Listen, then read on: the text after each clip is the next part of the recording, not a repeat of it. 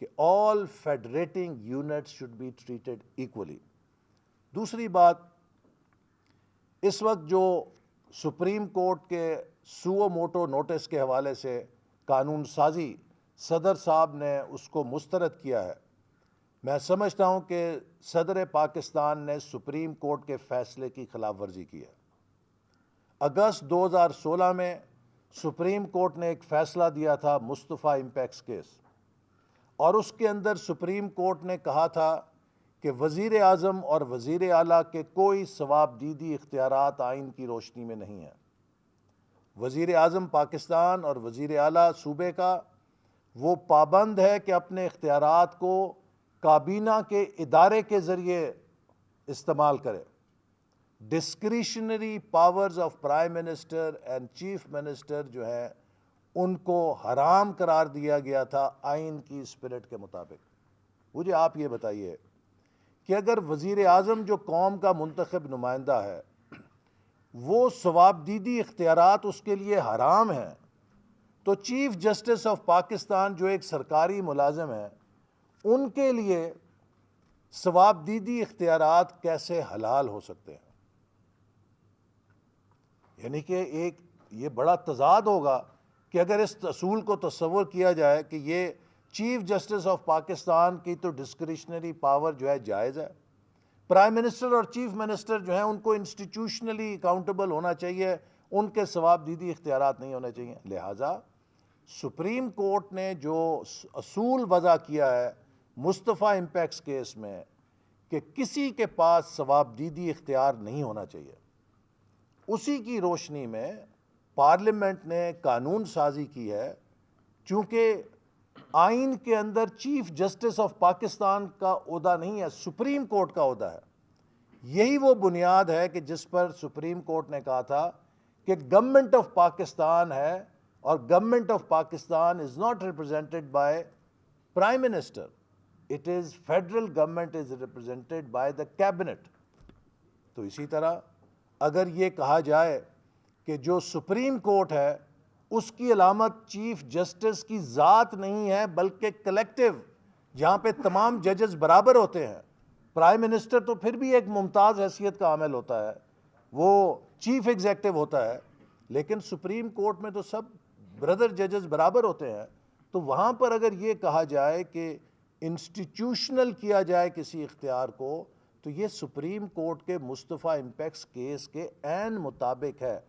تو حکومت جو کام کر رہی ہے وہ سپریم کورٹ کے فیصلے کی روشنی میں سپریم کورٹ کے نظام کو بہتر کرنے کا ایک لیجسلیٹو جو سلوشن ہے اس نے دیا ہے۔ صدر پاکستان چاہتے ہیں کہ مصطفیٰ امپیکس کیس کی خلاف ورزی ہو۔ سپریم کورٹ تو ڈسکریشنری اختیارات کے خلاف ہے، سپریم کورٹ تو کہتی ہے کہ ثوابدیدی اختیارات ہونا ہی نہیں چاہیے، نہ وزیر اعظم کے پاس، نہ وزیر اعلیٰ کے پاس، نہ کسی اور کے پاس۔ تو پھر چیف جسٹس آف پاکستان کے ثوابدیدی اختیارات کو کون ڈیفینڈ کر سکتا ہے؟ وہ تو مصطفیٰ امپیکس کیس کے روح کے خلاف ہے۔ تو لہٰذا اس وقت صرف پاکستان میں انتشار پھیلانے کے لیے پی ٹی آئی اور اس کی قیادت کام کر رہی ہے۔ پاکستان کو انتشار کی نہیں، یکجہتی کی ضرورت ہے۔ اور میں اب بھی پی ٹی آئی کی قیادت سے کہوں گا کہ وہ گالی گلوچ سے اگر واقعی بات چیت کرنا چاہتے ہیں تو گالی گلوچ کی سیاست ترک کریں اور اپنے رویے پہ نظر ثانی کریں، چونکہ اگر وہ یہ سمجھتے ہیں کہ وہ ریاست کی کن پٹی پہ پستول رکھ کے ریاست کو اپنے ماتحت لے آئیں گے تو یہ ان کی بھول ہے۔ ریاست ہر قسم کی دہشت گردی کا مقابلہ کرنے کی صلاحیت رکھتی ہے، خواہ وہ مذہبی دہشت گردی ہو، خواہ وہ سیاسی دہشت گردی ہو، خواہ وہ معاشی دہشت گردی ہو۔ ریاست ہر قسم کی دہشت گردی کی نفی بھی کرتی ہے اور ملک کو امن اور استحکام کی طرف لے جانے کا سلیقہ بھی رکھتی ہے۔ ہم ملک کے اندر چاہتے ہیں کہ ایک امن ہو، بھائی چارہ ہو، ہم سب کو مل کر پاکستان کو آگے لے کر جانا ہے۔ تو لہٰذا پاکستان میں سیاست کو بلیک اینڈ وائٹ میں کاسٹ کرنے کی بجائے پلورلزم کے اصول کے مطابق کہ ہمارے درمیان اختلافات ہو سکتے ہیں لیکن ہم سب برابر کے پاکستانی ہیں، ہم سب پاکستان سے برابر کے مخلص ہیں، اور ہم سب اتنے ہی دیانتدار ہیں کہ جتنا کوئی اور دیانتدار ہو سکتا ہے۔ تو اس لیے اس میں سیاست میں یہ تقسیم پیدا کرنا کہ ایک جو جماعت ہے وہ شاید کوئی حق اور سچ کی علامت ہے اور باقی سب باطل ہیں، باقی سب کفر ہیں، باقی سب غداری ہے، یہ سیاست نہیں ہے، یہ فتنہ گری ہے، اور پاکستان کو فتنہ گری کی ضرورت نہیں ہے۔ انشاءاللہ تعالی IMF کے ساتھ جلد، جیسے آج وزیر خزانہ نے اسمبلی میں کہا کہ حتمی سطح ہماری مراحل میں داخل ہو چکا ہے، معاہدہ وہ ہوگا۔ اور ابھی حال ہی میں چین سے بھی دورہ کر کے آیا ہوں، ہم سی پیک کو بھی آگے لے کر جا رہے ہیں۔ جب بھی پاکستان بحال ہونے لگتا ہے، عمران خان صاحب انتشار کی ایک نئی اسکیم لے آتا ہے۔ پتہ نہیں یہ کس کے ایجنڈے پہ چل رہا ہے کہ یہ نہیں چاہتا کہ پاکستان ترقی کی طرف چلے، پاکستان مستحکم ہو۔ جب بھی کوئی اہم پیش رفت ہوگی پاکستان کی ترقی کے لیے، یہ کوئی نئی لانگ مارچ لے آئے گا، یہ کوئی نیا انتشار لے آئے گا۔ اگر اسمبلیاں توڑی ہیں پنجاب اور KP کی تو وہ کسی جمہوری جذبے کے تحت نہیں توڑی، وہ سیاسی خودکش بمبار بن کے توڑی تھیں کہ پورا نظام گر جائے گا۔ الحمدللہ نظام نہیں گرا۔ اب کیا سپریم کورٹ ایک سیاسی خودکش بمبار کو ٹرافی دینا چاہتی ہے یا وہ پاکستان کے وفاق کو بچانا چاہتی ہے جہاں پر سارے صوبے برابر ہیں؟ ایک پنجاب کے صوبے کو باقی صوبوں پر بالادستی دے کر کیا سپریم کورٹ پاکستان کے وفاق کو اس کے اندر دراڑیں ڈالنا چاہتی ہے یا وہ کانسٹیٹیوشن کی اس اسکیم کو پرزرو کرنا چاہتی ہے جہاں آل فیڈریٹنگ یونٹس آر سیم؟ کیا سپریم کورٹ وزیر اعظم اور وزیر اعلیٰ کو تو ثوابدیدی اختیارات حرام قرار دیتی ہے اور اپنے چیف جسٹس کے لیے حلال قرار دیتی ہے؟ یہ وہ سوالات ہیں جو آج قوم کے ہر شخص کے ذہن میں ہیں، اور میں امید کرتا ہوں کہ سپریم کورٹ جو پاکستان کا ایک بڑا مقدم اور بہت ہی ہمارے لیے قابل احترام ادارہ ہے، اس میں تمام فل کورٹ کے اندر یہ مسائل طے ہوں گے تاکہ سپریم کورٹ کی یکجہتی بھی ثابت ہو اور اس کے فیصلوں سے کوئی نیا بحران پیدا نہ ہو۔ سپریم کورٹ سے بحران بند ہونے چاہیے، نہ یہ کہ سپریم کورٹ سے نئے سیاسی بحران ملک کے اندر پیدا ہوں۔ بہت شکریہ۔ فیصل اقبال صاحب، میرا 2 پارٹ کوسچن ہے آپ سے۔ سر، آپ ڈیموکریٹ ہیں، بڑے پرانے پولیٹیشین ہیں، آپ کے علم میں ہے کہ جمہوریت میں طاقت کا سرچشمہ عوام ہوتے ہیں۔ اگر آپ کی تمام گفتگو کو ٹھیک مان لیا جائے، تو میں تو شاید مان لوں گا، اس کے باوجود مختلف سرویز کے مطابق پاکستان میں 70 سے 80% لوگ آپ کی اس گفتگو کو باید نہیں کر رہے، اور لوگ یہ کہہ رہے ہیں کہ عمران خان جس شناختی کارڈ پہ 10 لاکھ کا سیل کارڈ دے رہا تھا، آپ اس شناختی کارڈ پہ 10 کلو آٹے کے لیے لمبی لائنیں لگوا رہے ہیں۔ دوسری سر، آپ نے IMF کی بات کی، میں اگین یہ کہوں گا اگر میں آپ کی بات کو مان لوں کہ IMF کے ساتھ کیا ہوا معاہدہ وہ کانٹا ہے جس کو آپ چن رہے ہیں، تو سر آپ کیوں نہیں وہ ڈاکومنٹ جو ہے وہ پبلک کر دیتے؟ ہو گیا، آ گیا پبلک، ہو گیا، پتہ ہے نہیں، آ چکا ہے، پبلک ہو چکا ہے۔ پبلک کر دیں کہ یہ ہے وہ معاہدہ جس کے اوپر عمران خان نے سائن کیا تھا۔ I don't have the copy۔ نہیں، لے لیجیے گا، وہ تو کئی دفعہ آ چکا ہے، میڈیا میں کئی دفعہ آ چکا ہے۔ جی دے دیں گے۔ دیکھیے، جو آپ بات کر رہے ہیں، میرا خیال ہے کہ ہم بھی عوامی حلقوں میں چلتے ہیں، اور میں کل بھی حلقے سے آیا ہوں۔ لوگوں کو معلوم ہے کہ 2018 میں مسلم لیگ نون نے پاکستان کو کہاں چھوڑا تھا، اور 2022 میں عمران خان پاکستان کو کہاں چھوڑ کر گیا ہے۔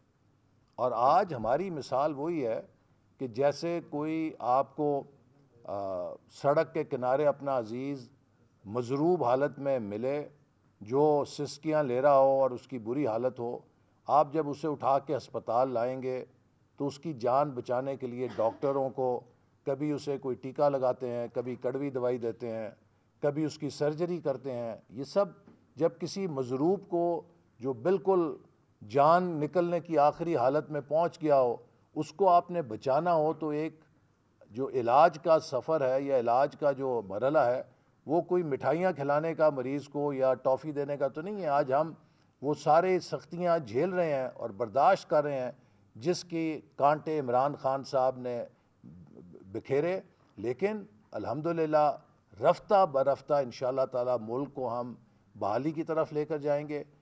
2013 کے بعد بھی جہاں 18 گھنٹے لوڈ شیڈنگ ہوتی تھی، ہم نے وعدہ کیا تھا کہ ہم لوڈ شیڈنگ ختم کریں گے، اور 2018 میں ہم نے ختم کر کے دکھائی۔ مسلم لیگ نون نے 3 ایز کا وعدہ کیا تھا 2013 میں: انرجی، اکانومی اور ایکسٹریمزم کا خاتمہ۔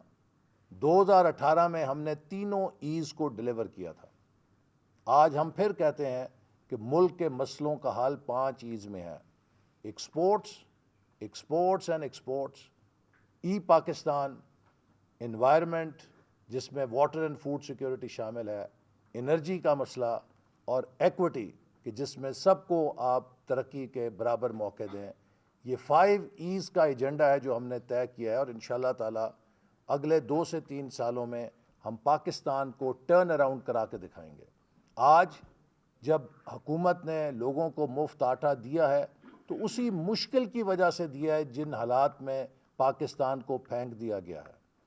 آج ہمیں بھی خوشی نہیں ہے یہ دیکھ کر کہ لوگوں کی مشکلات کتنی زیادہ ہیں کہ جس کے لیے انہیں قطار لگانی پڑتی ہے ایک آٹے کی بوری کے لیے۔ 2018 میں کوئی ایسی قطار لگانے کے لیے مجبور نہیں تھا، لیکن یہ وہ ورثہ ہے جو عمران خان چھوڑ کر گیا ہے۔ کیوں نہیں عمران خان الف لیلا کی اور ہیر رانجھے کی کہانیاں سناتا ہے؟ 4 سال کی کارگزاری کی رپورٹ کیوں نہیں پیش کرتا کہ 4 سالوں میں کیا کیا ملک کے ساتھ؟ سفارتی سطح پہ تنہا کر دیا، ہر دوست ملک کے ساتھ تعلقات بگاڑ گئے، اندرونی طور پہ ملک انتشار کر دیا، اور سب سے بڑا ظلم یہ ہے کہ وہ دہشت گردی جس کو ہم نے شکست دی تھی اس کو دوبارہ پاکستانی قوم کے سر پہ کھڑا کر کے چلا گیا ہے۔ اور وہ انتہا پسند لوگ جن کے ذریعے وہ اگلا الیکشن چرانا چاہتا تھا، آج پاکستان کے لیے پھر ایک چیلنج بن چکے ہیں۔ سر، آپ نے الیکشن کی بات کی ہے تو کل الیکشن کمیشن نے رپورٹ جمع کروانی ہے سپریم کورٹ میں، تو دیکھا جائے تو حکومت نے ابھی تک ان کو فنڈ نہیں دیا اور نہ ہی اجلاس میں کوئی یقین دہانی کرائی دی ہے کہ وہ فنڈ دیں گے۔ تو اگر کل سپریم کورٹ گورنمنٹ پر توہین عدالت لگا دیتی ہے تو کیا ماضی کی طرح یوسف زدہ جو گیلانی تھے ان کی طرح قربانی دے گی، یا گورنمنٹ کے پاس کوئی اور آپشن بھی موجود ہے؟ حکومت نے جو بھی آئینی طریقہ ہے اسے اختیار کیا ہے، اور آپ کو پتہ ہے کہ آج قومی اسمبلی میں بل پیش ہوا ہے، تو جو بھی ضابطے کی کارروائی ہے اس کے مطابق پارلیمنٹ اپنا ضابطہ پورا کرے گی۔ اور let me be very clear, Pakistan کے اندر، پارلیمانی جمہوریت کے اندر، پارلیمنٹ کی جو ساورنٹی ہے اسے کوئی چیلنج نہیں کر سکتا۔ یہ پارلیمنٹ ہے جس کے بطن سے آئین پیدا ہوتا ہے، یہ پارلیمنٹ ہے جس کے بطن سے سپریم کورٹ پیدا ہوتی ہے، یہ پارلیمنٹ ہے جو فیصلہ کرتی ہے کہ سپریم کورٹ میں 17 جج ہوں گے، 12 جج ہوں گے یا 25 جج ہوں گے۔ تو لہٰذا جو پارلیمنٹ کا ڈومین ہے، جو پارلیمنٹ کا اختیار ہے، وہ چیلنج نہیں ہو سکتا، اور وہ اپنی منشا اور اپنی ول جو عوام کے منتخب نمائندوں کے ذریعے ہے اس کا اظہار کرتی ہے۔ تو لہٰذا جو پارلیمنٹری پروسیس ہے اس کو کوئی کورس نہیں کر سکتا، اس کو کوئی کویشچن نہیں کر سکتا، اس پہ کوئی دباؤ نہیں ڈال سکتا۔ تو حکومت جو اس کی آئینی ذمہ داری ہے وہ پوری کر رہی ہے اور پوری کرے گی۔ Thank you very much.